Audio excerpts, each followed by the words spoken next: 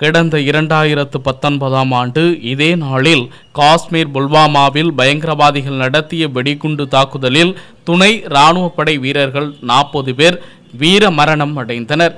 இந்த தாக்குதலில் தமிழகம் மட்டுமல்லாமல் பல்வேறு மாநிலங்களைச் சேர்ந்த துணை இராணுவ வீரர்கள் உயிரிழந்த சம்பவம் 6 ஆண்டுகள் ஆனாலும் அனைவரின் மனதிலும் நீங்கா வடுவாக அமைந்துள்ள நிலையில் உயிரிழந்த இராணுவ வீரர்களின் 6ஆம் ஆண்டு நினைவு தினம் நாடு முழுவதும் அனுசரிக்கப்பட்டு வருகிறது.